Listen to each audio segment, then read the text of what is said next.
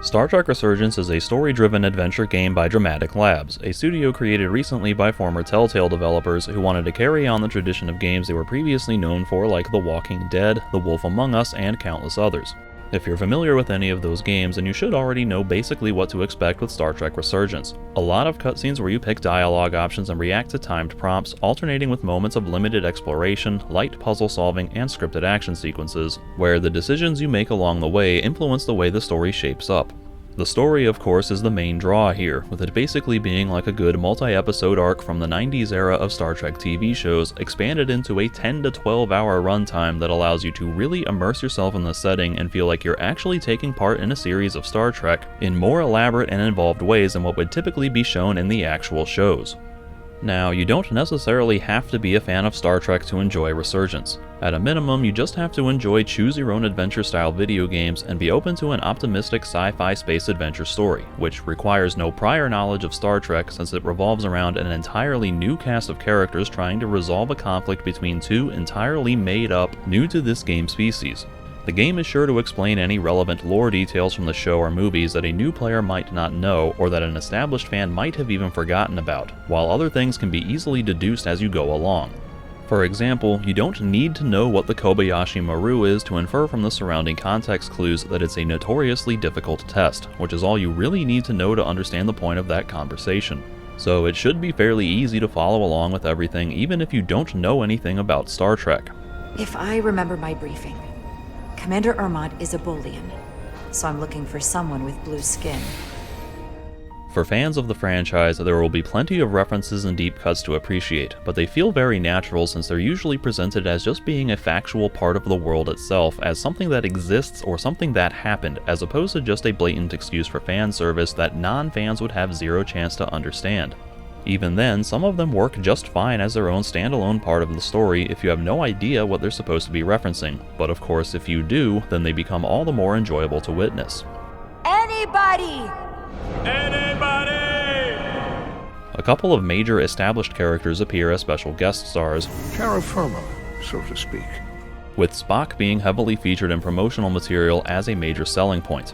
That might be the closest thing to straight-up fan service in this game, since it does feel a little contrived for Spock of all people to be involved in this mission. But on the other hand, it makes logical sense for someone like William T. Riker, voiced by Jonathan Frakes himself, to show up, given that there are references to something the Enterprise D crew experienced, and so he would of course be the person to talk to about what happened on the planet's surface in that one episode.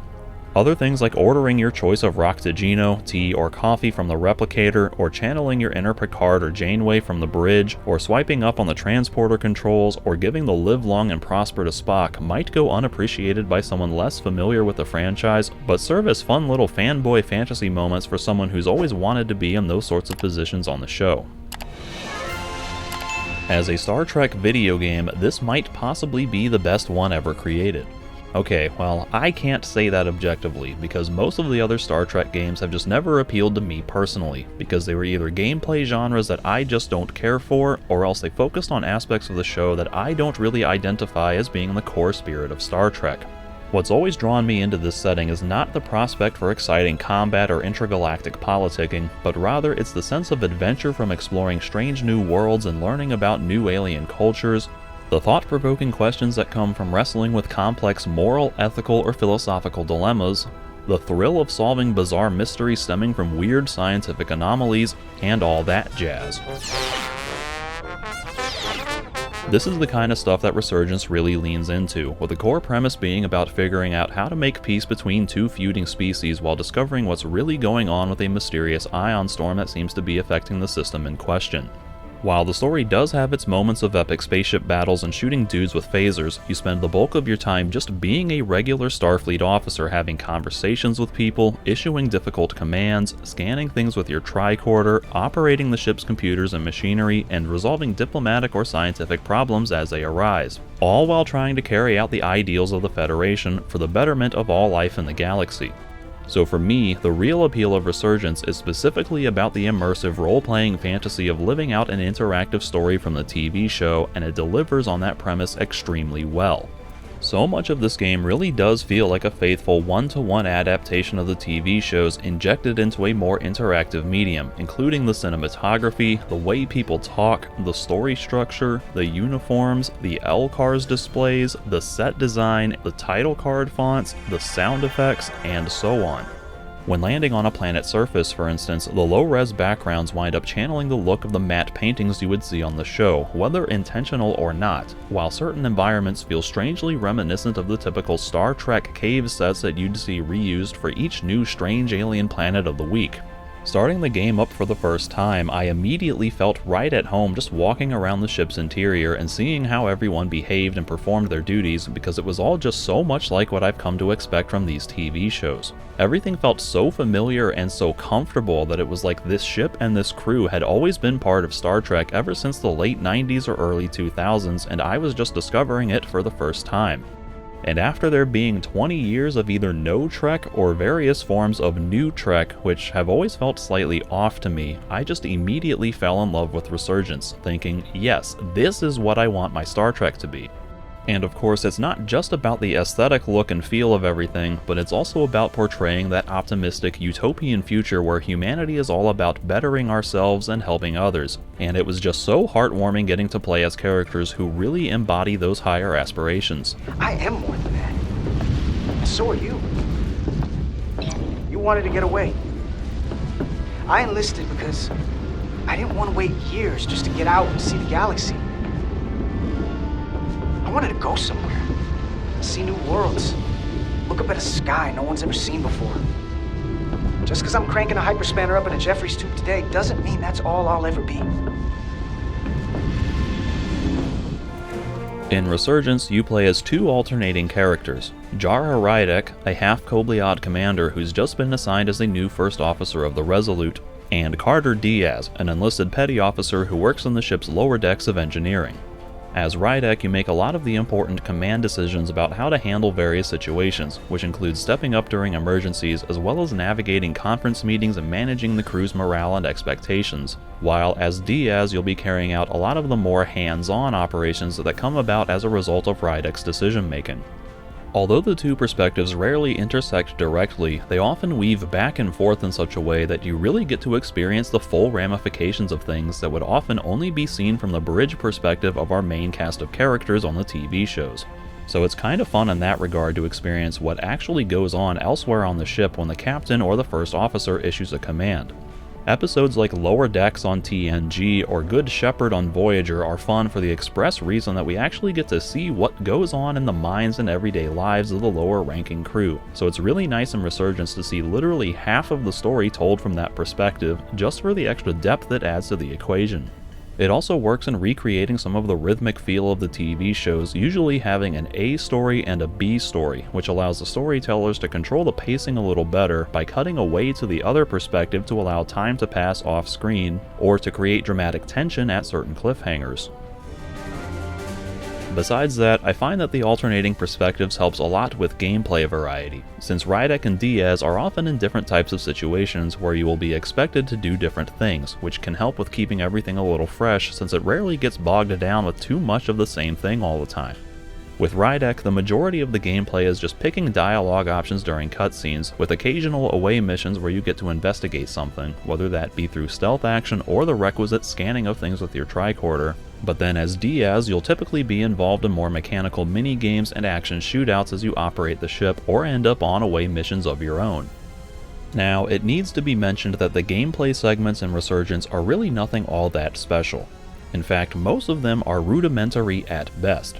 Flying a shuttle to a set of coordinates while an ion storm is affecting your movement is not particularly demanding or exciting. The third-person cover shooting is fairly straightforward and relatively restrictive. The stealth sequences are bare-bones approximations of what you'd see in more dedicated stealth games. The mini-game puzzles are usually pretty simple in both scope and complexity. The exploration is often just a simplistic matter of searching for the next glowing object to scan with your tricorder.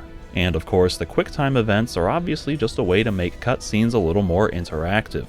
While it would be easy to criticize all of these things as being pretty lame and underwhelming when compared against what you'd expect from a more elaborately fleshed out game, I don't really consider it a huge negative in this case, because this is a story game first and foremost.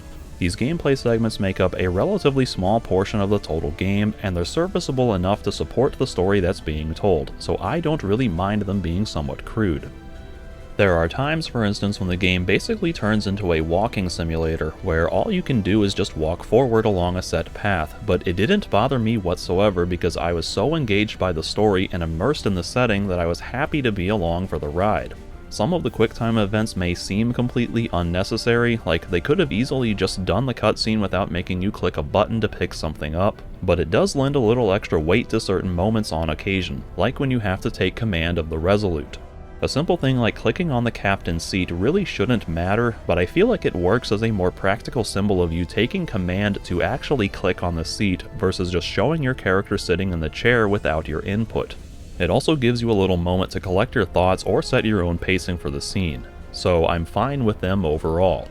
I could likewise complain about times when the game restricts your movement with invisible walls or prevents you from running or bringing up your tricorder, but again, with this being a story-driven game, I'm okay with restrictive elements that keep you more focused on the relevant parts of the story. Although it is a little contrived in some instances, like when you have to go through this elaborate process hunting down DNA samples to fool a security terminal so that you can cross onto an elevator platform, all because your character lacks the basic ability to step over things, even though she had previously vaulted over a similar obstacle in a cutscene. I mean seriously, that tiny little railing would be no match for a well-placed Riker maneuver. Do you think we could just find a way to climb over this? Possibly. The console on the lift itself is locked by the same system that locks this RAM. No shortcuts then. Oh, alright then. I guess DNA samples it is. Perfect. That's enough to make the DNA profile. Time to go back to the lift. The gameplay is at its best when it has you exploring environments looking for hidden information or ways to progress, because this is when it gives you the most direct control over your character in scenarios that play out the most like a typical Star Trek plot.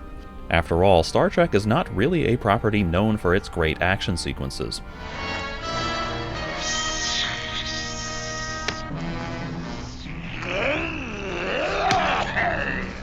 It's really more about the characters and figuring out a way to solve problems. That's how you communicate, isn't it? By citing example. By metaphor. Sukat!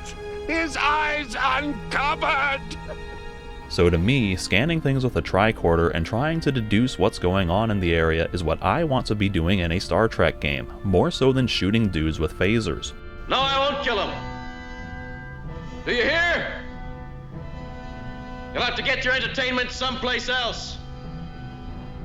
These moments of calmer exploration are fun because they give you optional bits of exposition to uncover as you search around the environments, so you can build on the story in a more interactive way than just watching cutscenes, and they even throw in some basic puzzles to solve, like searching for special crystals that you can use to deactivate illusory walls or activate hidden paths, or melting ice formations with your phaser to clear a path forward, or trying to deduce the correct sequence of teleporter paths to advance to the other side of a chasm. As with the other gameplay elements, none of this stuff is particularly challenging or demanding, I suppose in the interest of easy accessibility for people who really just want to focus on the story, so I would probably like it better if they could have been a little more complicated, but I still enjoy them. In fact, I wish there were even more things to scan with a tricorder and more opportunities to whip it out and start scanning, because I just enjoy all the sci-fi technobabble and learning more about how these fictional worlds work. The biggest issue with the gameplay is that the segments sometimes feel a bit superfluous and can get in the way of the story. Piloting a shuttle is a nice way to give you more hands-on things to do in the early stages when you're listening to dialogue and getting meaningful bits of character development along the way, but then once they take the story stuff away and make it just about dodging lightning strikes as you move to your next set of coordinates, they immediately start to feel less fun even though the gameplay is technically more involved. And then when they make you fly to a second set of coordinates and then a third, it gets to feel gratuitous. Like, okay, I get it, can we just get on with the story, please? The stealth segments are likewise fine when they're first introduced because it's something new and different to do, but towards the end of the game they start making you sneak through multiple areas in a row, one after another, with each one feeling like more of a pointless distraction from what you really care about, which is getting back to the story itself. These feelings become exacerbated on repeat playthroughs, the whole point of which is typically to make different choices so you can see how they affect the story, and so going through these gameplay sequences all over again when they themselves have no real impact on the story makes them feel especially tedious to get through on replay.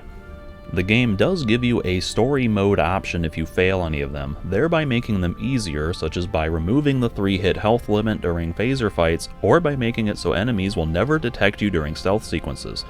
This ensures that pretty much anyone, even extreme video game novices, will be able to get through the entire game and experience the complete story, which is important because I can see there being a lot of people who are big fans of Star Trek and would enjoy this story, but aren't fans of video games and might thus be deterred if they got stuck on a difficult phaser fight. What's weird is that there's no way to manually toggle story mode from the menu. It's turned off by default, and you can only enable it for each segment individually and only after you fail it at least once. The segments are easy enough for most gamers that you shouldn't ever need to turn them on, so it's always worth giving them a solid try, but that could possibly be a nuisance for certain audiences who might prefer to just stay on story mode the whole time, and I did intentionally fail a few of them on my second playthrough just so I wouldn't have to mess with them again so much. Because again, you're not really here for the gameplay, but the story. This is the story of a little ship that took a little trip. The USS Resolute. She may not look like much compared to the bigger ships, but as far as science vessels go, she can more than hold her own. The story begins with a sort of preliminary setup in which you, as Commander Rydek, arrive at Starbase 128 to take your new position as First Officer of the Resolute, and then with you as Diaz working to get the ship ready for its first mission after being refit. The cold intro picks up sometime after the ship suffered a catastrophic malfunction during an experimental engine test that killed its first officer and 22 other crew, which you can actually read about in a prequel comic series if you're interested. Now everyone is scrambling to get the Resolute back up and running again, while the senior staff have some reservations about the new first officer being assigned to them from another ship instead of one being promoted from within. Tensions are a little high all around, and so as Rydek, your first order of business is to ingratiate yourself with the crew and prove yourself as a capable XO, while as Diaz you have to step up to the extra pressure of crunch time as the ship nears the end of its refit schedule. Both Rydek and Diaz are promptly thrust into action when a bizarre ion storm suddenly intensifies and threatens the safety of the crew and the ship itself, requiring both of them to act cool under pressure to prevent yet another catastrophe, which Captain Solano is especially concerned about given that he was responsible for the failed engine test and feels like his career is now on the line with every subsequent success and failure. While not having a lot of direct bearing on the main story of the game, this introduction does a great job of establishing all of the characters and getting you into the setting itself, while also putting you through a pretty exciting sequence of events to kick the game off with a fun bang. In fact, the free demo actually lets you play out this entire introduction up until the ship survives the ion storm, which is roughly an hour long, and lets you carry your save file into the full game if you choose to purchase it. So I would easily recommend that everyone give the demo a try if you're still on the fence, and then decide if you'd like to continue further. From there, it gets into the actual story as you set out for your mission, which revolves around helping to negotiate peace between two non-Federation races, the Hotari and the Elydians, who are on the brink of war over the mining rights on the moon of Tau in the Hotari system. In essence, the Hotari are a more primitive people who were discovered by the Elydians, a spacefaring society who wanted to mine dilithium on the Hotari moon and arranged to use the Hotari as labor in exchange for sharing their science and technology with them. However, after a century of this arrangement, the Hotari began to feel oppressed by the Elydians and forcibly retook control of the mines for themselves. This is where the Federation gets called in to mediate the dispute, except they rely on the Elydians for a portion of their dilithium supply, so the Federation has a vested interest in maintaining their own supply of dilithium in the process. Your job, at least initially, is to help negotiate a peaceful settlement and ensure the continued supply of dilithium to the Federation. But of course, in typical Star Trek fashion, it's never that simple, as you soon begin to realize there are suspicious circumstances surrounding the Hotari rebellion, while the mysterious ion storm in the area seems to be having its own strange influence on both sides of the conflict. Thus, the rest of the story is about investigating what actually happened in the mines that led to the Hotari revolt and what the true nature of the ion storm actually is. As you might safely predict, the Ion Storm will come to represent its own threat to everyone in the region, and you'll eventually have to work with and against different factions of both Hotari and Elydians as you try to stop the ultimate threat and save the day. Unfortunately, I can't really get into the story much more than that without starting to spoil things, and this is the kind of game where a lot of the enjoyment comes from experiencing the story for the first time, so you'll just have to trust me when I say that it's really good and worth experiencing if you're a fan of Star Trek or if you just want to go through a fun sci-fi adventure story. It's really impressive actually how Resurgence manages to tell its own original story that you don't really need to know anything about Trek to understand, while also tying into and expanding on so much established lore that was barely touched on in the shows. The story itself builds the mystery and tension in a pretty compelling way, such that every chapter leaves you wanting to know more about where the story is going, which is further aided by several twists that take things in unexpected directions.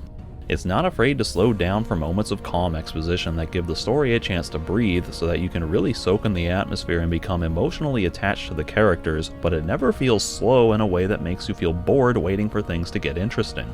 And then it's also capable of ratcheting up the tempo for fast-paced, exciting action sequences that really get your heart pounding. The pacing is pretty engaging in that way, with a good rhythmic flow between different types of scenarios that keep everything feeling fresh and interesting the whole way through, much like the thrilling ups and downs of a roller coaster. There's plenty of good camera work with dynamic angles and movements to make the storytelling visually appealing, and it does a good job with creating lots of cinematic moments that feel like they could have come directly from a high-quality movie production. The characters are all extremely well written and voice acted too, so even without all the plot details, the dialogue alone can do a lot to make you invested in what's happening just because of all the great character interactions. Even when they're just running warp field simulations and engineering, or sitting around the conference table talking about what to do next, it's always interesting to follow along with, especially considering the control you have over influencing the dialogue with your own responses. These are unusual times, Mr. Chovak. The main story is of course fairly rigid about following a set path from beginning to end. There's not a lot you can do to radically alter the course of the story by sending it into completely separate branches, since there's ultimately one story that the game is trying to tell. In that sense, the game does sometimes fall victim to the tropes of these being more about the illusion of choice, with plenty of decisions coming down to just slightly different flavorings of the same thing, or else with you winding up at the same end result no matter what. There are a few characters in the game whom you'll always end up on either good or bad terms with, because they're hard-coded to have a certain outcome as per the story, in which case it doesn't matter if you were friendly to Joe Schmo the entire game if they're inevitably going to end up disliking you anyway. A fair number of QuickTime events are just straight-up false choices that will play the same outcome regardless of whether you press the correct input within the time limit or not, and even the timer for choosing dialogue options is completely meaningless because there's no consequence for not picking one in time, like there being a hidden fourth option or the game just picking one randomly. The game will literally pause until you make your decision. And of course, some of your decisions that would seem to have a major impact on the story don't actually matter much in the grand scheme of things, because the consequences might just be a few different lines of dialogue here and there. Despite these kinds of instances, I think the game does enough with having meaningful consequences to really sell the illusion in a convincing way. After all, it's usually difficult to tell in the moment when a specific decision is actually having a meaningful impact on the story or not, and it's not until you start replaying the game and making deliberately opposite choices that you can really see those differences play out. I know on my second playthrough, I went in cynically expecting to see the exact same thing again, just with characters having different reactions to things, but was pleasantly surprised by how many things did actually change with all new cutscenes and story outcomes. They weren't completely different story branches, of course, but they were deviations along that main path nonetheless that I hadn't seen on my first playthrough. And regardless of whether the game is actually producing some kind of mechanical consequence for your choices, the narrative implications can still matter to you personally. If you make a bad decision that gets a dozen red shirts killed off screen, it may not affect the story in a significant way, but it can still weigh on your conscience and make you feel bad, and that's really what matters most of all here. Your personal engagement in the story. Either way, the decisions you make still influence how other characters respond to you and how certain scenes play out. When you detect suspicious activity in the computer core, for example, it matters whether you choose to call out for who you think might be on the upper levels, or keep quiet and approach them in secret, since you'll either catch them in the act if they didn't hear you coming, or after they've completed their business and are trying to escape if you alerted them to your presence, which naturally changes the nature of the confrontation in terms of both the dialogue and QuickTime events. Even though it'll ultimately end the same way no matter what, it still feels like you took a bit of a unique path to get there. Sometimes the game even does create minor deviations where scenes will play out in completely different locations or with completely different characters depending on your choices. Like, for example, if you choose to let your friend Ed Zalar escape into the hatch first, then Diaz will get hit with the ion storm and you'll get an extra scene with him recovering in sickbay. Whereas if you have Diaz go first, then Ed Zalar will take the hit and you'll continue on with Diaz back at work in the shuttle bay. And of course, whomever gets hit will end up permanently scarred for the rest of the game. Some decisions will even influence who lives or dies, which can affect who will be involved with certain cutscenes, how you have to solve problems, and how other characters treat you as well. Look out the window, pick a star, and just focus on that. I'll give it a try. Most of the time, your decisions will impact your standing with the rest of the crew and associated allies. There's a bit of a quasi-social simulation going on where they will come to respect or resent you over time, which you can keep track of with pop-ups that display when they like or dislike your decisions, and then you can reference your current standing with them from the pause screen. With this, future conversations will play out differently depending on how you've acted around certain people in the past, with them, for instance, remembering what you did and holding it against you, or trusting you more implicitly because of the trust you put in them earlier. If you make enough of the right decisions, then certain characters will be willing to make the ultimate sacrifice for the good of the mission, whereas they might instead choose to act selfishly or even betray you if you've acted in a way that deviates too much from their liking. Similarly, if you act really friendly with certain people, then the nature of your relationship will change over the course of the game, affecting the context of later scenes. One decision made in the previous scene might completely change the timbre of your conversation with that same character in the next scene. The game actually keeps track of a surprising number of these choices and is sure to recall them later on at frequent enough intervals to make it clear that the game really is paying attention to what you say and do. Sometimes even a single conversation can follow multiple combinations of dialogue outcomes, where instead of just being a single direct causal outcome where A leads to X and B leads to Y, it might be A plus B leads to X and A plus C leads to Y. Like it or not, she's the boss. You gotta respect that. Oh yeah? Says the guy complaining about his boss breathing down his neck.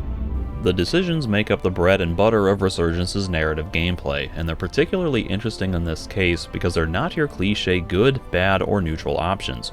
In fact, a lot of the time they're all different types of good intentions, just with different connotations. That makes sense, of course, given that you're supposed to be playing as Starfleet officers who have certain standards and ideals to uphold, but the game manages to inject a lot of compelling nuance into the decisions while still keeping them within the realm of what would be thematically appropriate. For example, will you follow the chain of command or do what you believe is right? Will you prioritize the success of the mission or the safety of the crew? Will you uphold Starfleet's ideals at your own expense or embrace a more pragmatic solution? Will you be completely diplomatic or speak the honest truth? Will you trust in your friends or exercise caution when push comes to shove? Will you be loyal to the captain or to the ship and its crew? Every situation is different, and there are no easy answers. And in some cases, it might not be any of those three. It could be the prime directive, or the mission. These are interesting choices because there's rarely a true right or wrong answer, and so your decisions are largely about shaping the personality of each character while trying to hone in on the center of your own moral compass. As a character wearing a red command shirt with 3 solid rank pips on it, Rydek will naturally be placed in more of these difficult situations where you have more to consider than just your own personal feelings, which makes a lot of her decisions genuinely compelling and in some cases incredibly tense. Whereas Diaz wearing a yellow operations shirt and a non-commissioned rank insignia will have a little more freedom to express his mind given that he's in less of an authority position, which can be interesting as well to be more casual around your fellow lower deckers, or else to face certain challenges on a more personal level without the extra burden of diplomacy. Where the game falters a bit in this department is that a few decisions seem like they're forcing characters or situations into extreme opposition just for the sake of creating drama where there probably shouldn't be any. For instance, at one point in the game you have to choose one of the senior staff to promote, and whomever you don't choose will throw a temper tantrum in extreme disrespect to authority, almost to the point of straight up insubordination. I understand being disappointed and maybe even expressing your disapproval, but really, that kind of behavior is something I would expect from someone on the first shap of Chula, not from a senior bridge officer. Only children enter at the first shap. Then later you're presented with a few choices that fly in blatant defiance of the Starfleet way, where the second choice really shouldn't even be an option, and yet the game really seems to be straining itself to make it seem justifiable just for the sake of giving you choices and consequences, with a few characters who really shouldn't be in Starfleet at all if they're going to advocate for those drastic measures so passionately, to the point that they threaten to resign their post if you don't do what they want. Meanwhile, the character reactions don't always make the most sense, where the pop-up summaries may claim that so-and-so will never forgive you for something, and then in the very next scene they're forgiving you for it. Or they might give you a description that sounds very positive, but accompany it with a neutral alignment shift. I also found 2 instances where they spoil plot details by subtly revealing information that neither you as a player nor character should be aware of, which is a little disappointing. In a way, I actually kind of wish the game wouldn't give you such obvious notifications and summaries for these things, since it kind of encourages you to make decisions based on how other people will react as opposed to just what's right for any given situation. So I'm not overly thrilled about the way these alignment shifts implicitly gamify interesting narrative decisions. I was more than happy to make a few decisions that I knew other people wouldn't like just because I knew it was the right thing to do, but it did feel somewhat wrong to be supposedly punished for it. But of course, that system is the primary way the game communicates anything that's going on underneath the hood, so to speak. Without those pop-ups and summaries, you might not realize half of what the game is doing, and thus the facade that is the illusion of choice might start to crack. So it is somewhat necessary for maintaining that illusion. But the single biggest failing of the choice system is that there's no option for you to pursue a romantic relationship between Jara and Tylus. There's a lot you don't know about me. Underestimate me at your peril. You get the choice to romance security officer Miranda Maris when playing as Carter, but that's not a very satisfying relationship since it's based on a prior history those two have together, so it's kind of hard to have any feelings for her yourself when you've barely met her and she's coming on to you asking if you want to try taking your friendship to the next level. Jara and Tylus, on the other hand, meet for the first time on Hotari Prime, and so the player is along for the same emotional journey as those two characters, who go through some pretty harrowing adventures and wind up developing such a strong chemistry together, while speaking to and looking at each other with a lot of tender affection as if they both might be developing feelings for each other. And yet, there's never any opportunity to consummate those possible romantic feelings. I get that a proper relationship probably wouldn't be suitable for these two, but even just giving us the choice for a kiss or even a simple hug when they're saying goodbye would go a long way to satisfy the obvious romantic tension while still leaving things open for both characters. I mean, seriously, is it too much to ask that I get a little bit of gay interspecies space alien romance in my science fiction? Am I making any sense here? Sounds great. Do it! Fun will now commence. If I have one major criticism of the story, is that the ending leaves a little something to be desired. It's hard to get into it without spoiling anything, so the spoiler-free summary of this point is that the game establishes a couple seemingly important plot threads early and then kind of abandons them halfway through, while also leaving some major outcomes completely unresolved at the very end, despite numerous characters repeatedly speculating about what might come of them. It therefore feels like there are multiple unfired Chekhov's guns, which is pretty unfulfilling and begs the question of why set up some of these plot details if you're not going to follow through with them. It is illogical. I also feel like there could have been a stronger message or moral to everything, since the ultimate lessons we're left with at the end are just basic platitudes that weren't really represented in the story and thus aren't really earned. And then it does feel cliche for the story to ramp up into a situation where the entire Federation is at stake, if not the entire galaxy, when a little smaller scope might have been better suited for this story. So the ending, I feel, didn't quite stick the landing, but it's by no means a deal breaker because the story is still extremely engaging up until that point, and the finale still delivers a fairly satisfying conclusion. It's just that, in retrospect, you might notice some things and wonder if it couldn't have been handled better, which does tarnish things a little bit in my book. Finally, I have to note that the game does have some technical issues. Again, nothing really game-breaking in my opinion or my experience, but enough to affect the overall quality of the game. The graphics are obviously well behind what you would expect from a game released in 2023, but frankly, I'm okay with that given that it's more of a low-budget indie game. I actually think they look perfectly fine for the most part. I especially like all of the character models and think the facial animations are realistic enough most of the time to convey the emotional depth of the story appropriately. Sure, some of the animations are a bit weird, like who walks with their elbows out that far? The lighting is often pretty flat, textures don't always look great, and there's often some weird glitching going on in the background, but I don't care about graphics much personally, and I don't think they detract from the story in any way. The bigger issue has more to do with the relatively high system requirements for a game that looks much older than it is with such poor performance.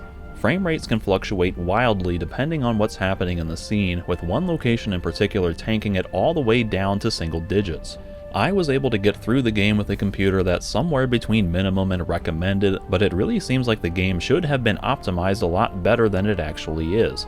Apparently, it didn't even have graphics settings when it first launched, while also being capped at 1080p max, but these have since been rectified with updates. However, I'm not sure how much of an impact they really have on performance. I tried playing on the Steam Deck, but found that it was too sketchy to play on high settings, but then found hair and carpet textures glitching out all weird on lower settings, so I had to resign myself to playing the whole thing on my desktop.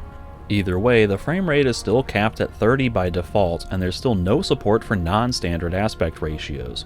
Although on this point I can surmise that may have a purpose, because they apparently designed a lot of the scenes with a specific viewing frame in mind, since adjusting the FOV to be a little wider for my playthroughs wound up showing a lot of weird stuff happening around the edges of the screen that you ordinarily wouldn't see. So that may be why they don't allow for ultra-wide screen resolutions, for example.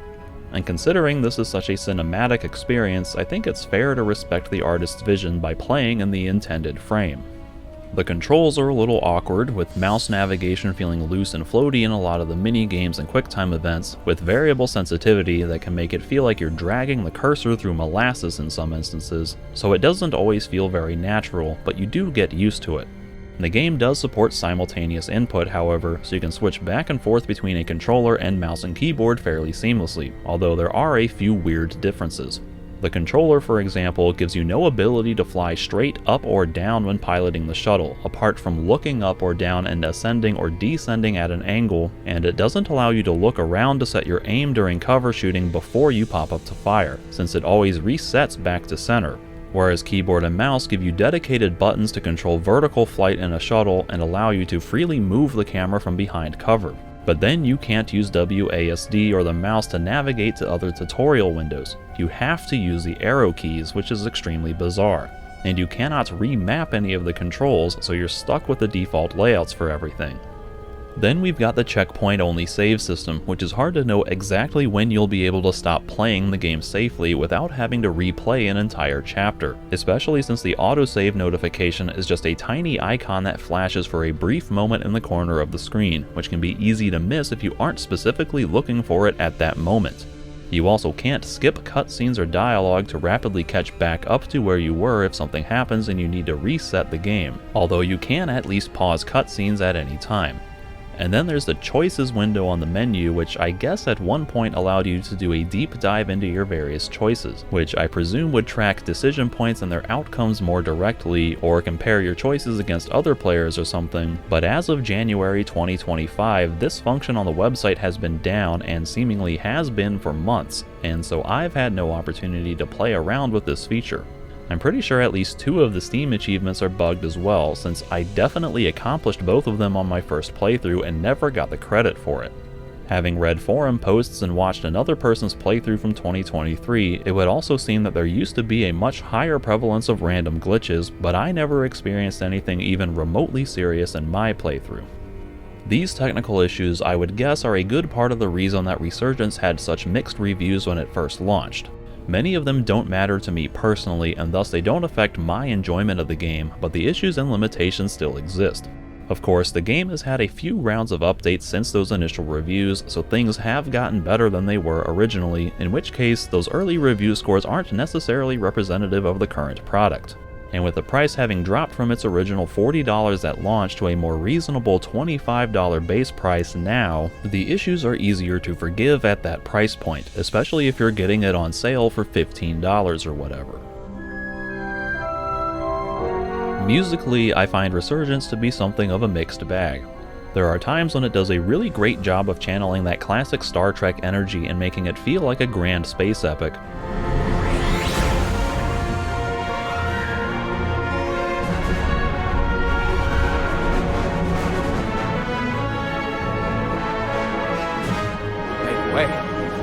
It's a sailing term.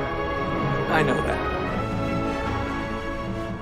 And I really like the title theme music that plays over the intro.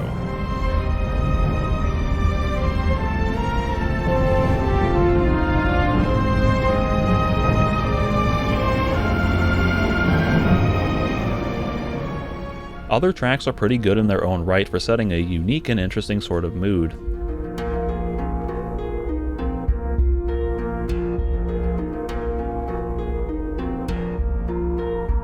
But then other tracks feel odd and out of place. Didn't want to regret this one. And you've spared me some regret as well. Maybe there is hope. Or else are just kind of generic and forgettable.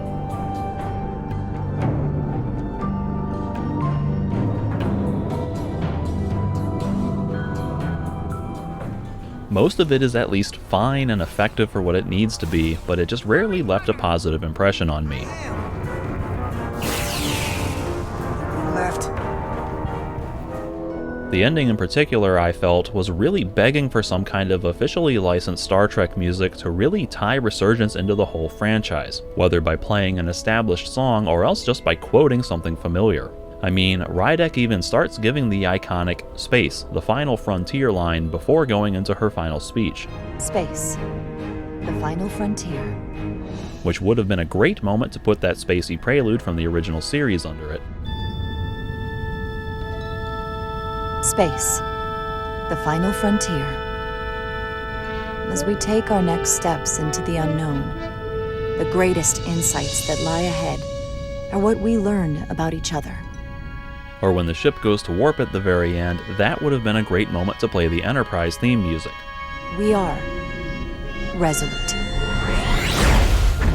It's been a long road. No, not the show theme, the ship theme, like from the movies and the TNG credits.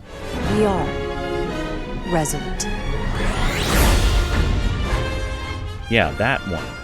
See, something like that would have ended the game on a more exciting climax that would have really validated this as a true piece of Star Trek canon. Considering that they had the official Star Trek license and so much of the game feels so faithful to the franchise aesthetic, it's so weird to me that they seemed to be consciously avoiding using any official music, to the point that it sometimes feels like just straight up off-brand Star Trek.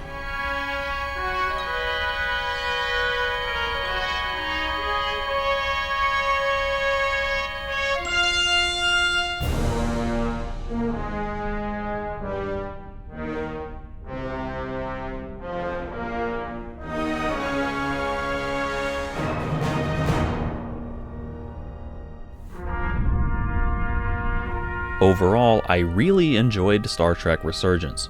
It has its issues and shortcomings, of course, but the story is strong enough to carry it through any rough spots, and it's one of the most faithful adaptations of the Star Trek license that I've ever seen.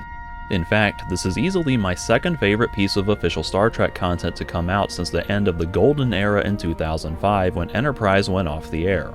Lower Decks takes the top spot for me, with Resurgence and Strange New Worlds vying for that second spot. So that's high praise for this game if it's competing with and beating actual Star Trek shows in overall enjoyability.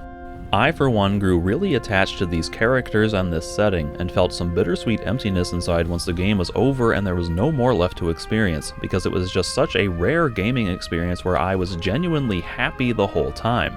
I would love to see a sequel with Rydek and company going on another adventure together, but unfortunately I'm not sure the game sold well enough that we'll ever get to see one, and frankly I'm not sure how they'd really handle a sequel at all given how many different variables can change in the story, short of just giving Rydek an all-new crew or retconning half of the choices from this game to set up a sequel. But I would love for the opportunity to play another game like this, and may even come back to this one years down the line just to experience it all over again. Good game. I wish to play again. So Resurgence is an easy recommendation from me if you're a fan of Star Trek and like story-driven games.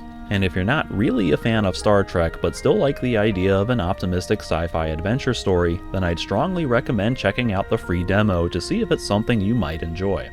If you've made it this far and you've enjoyed this review, then please consider liking, subscribing, and sharing the video. It really helps me out and I would greatly appreciate it. Thank you.